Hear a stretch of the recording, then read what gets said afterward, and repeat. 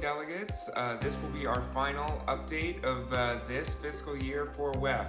It's been truly exciting to be able to serve as the speaker-elect with our speaker, Nikita Lingenfelter, and happy to bring you this update for the month. First off, WEF Tech is only about 6 weeks away. We want you to get registered, so please register for WEF Tech and be ready for a safe event. Please stay up to date on all the changing COVID protocols. As of now, to attend WEF Tech, you'll need a negative COVID test or vaccine, proof of vaccine. We'll be requiring mask wearing, and we'll have safety procedures in place for social distancing. So please stay up to date on any changes related to those items. Also, I want to share about our upcoming events. On October 6th, we're having a virtual WEF business meeting and HOD meeting. The purpose of this is so that we can use the time we have together at WEF Tech to do more collaboration and less updates. And speaking of WEF Tech, our HOD meeting is scheduled for October 16th in person at WEF Tech. I could not be more excited for this time together. We'll get kicked off at 8 a.m. with a leaders breakfast, followed by the HOD meeting with some items to share with you all as updates from each of the work groups and committees, and then also a joint activity later in the day between the House of Delegates and the Committee Leadership Council. Those are all of our committee leaders in WEF. We look forward to seeing you there in person and can't wait to be a part of the reunion we're going to have together, our Water Peoples reunion. Thanks, delegates. Have a great month. Now, I'll give you an interview that Nikita and I conducted last month in person in Boise together while we were working on some other HOD items. So hope you enjoy. So Nikita, thank you so much for coming here to Boise so we could do this interview together. Absolutely. Thank you for having me. You have such a beautiful city, so thank you for hosting. Oh, thank you. Again, we both live in the arid mountain desert areas, and so this is a special place, I think, for both of us. It is. So, well, tell us a little bit about yourself. Tell us what member association you're a part of and how you got into WEF. Absolutely. Thank you. Well, obviously, I am the Speaker of the House of Delegates, and I am from the Nevada Water Environment Association.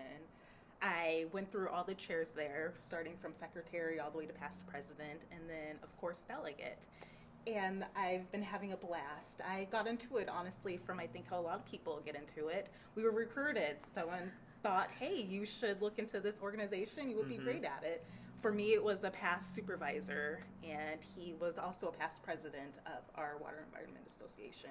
And so that's how I got started. Yeah, I think that other people see leaders in other people that those people don't necessarily see in themselves, and sometimes it takes other people to point that out and to drag it out of you. So always mentorship is so important. Well, let's talk about your time as Speaker of the House a little bit. What do you feel like has been your greatest accomplishment as Speaker? That is a tough question. For accomplishments, I love the word accomplishments, but not when it comes to my accomplishments. What have we accomplished together as the House of Delegates? And for me and you especially, we work so well together. And I think the one that's going to stick with the House of Delegates for a long time are the HOD interviews that we're doing right now and the video updates. We all have our own beautiful, fabulous worlds that we live in, and in the past we haven't been able to open that world up to others and share our experiences that we can in an interview format.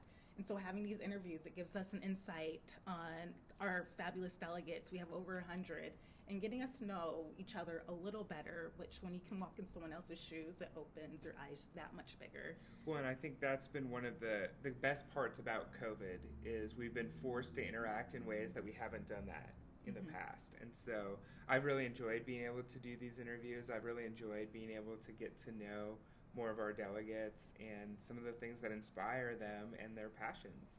And they are very funny people, and we get a chance to hear from them so much more in that. And so I totally agree. That's been a major accomplishment, I think, this year in terms of getting to know and interact with one another in just a more profound way than we have in the past. So Nikita, as you reflect on where WEF is going and all of the things that you've been able to be involved in as speaker, what do you see as the future of WEF?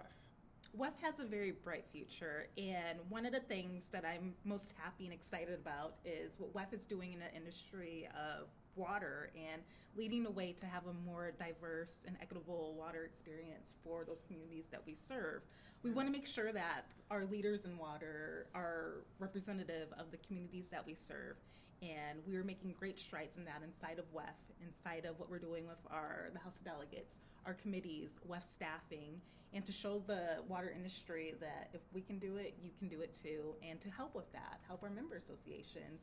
I think that's where we're going to be leading and going. Yeah, do you feel like when we talk about diversity and inclusion that where we are now is good, it could be better, or that it really needs to change drastically? I think things can always get better, and I was just reading the census report that came out yesterday that we are as diverse as we have ever been in the United States. And is the water industry as diverse as it's ever been? I'm not sure, but I think we can do better. We can always do better, and WEF is doing better, especially with our new D&I subcommittee for the Board of Trustees and the HOD work group for D&I. We are really trying to set the tone and making sure that we ourselves are making that change inside of WEF and our member associations. Yeah, and you've been able to work with our diversity and inclusion consultant, the Silver Ring Group, this year.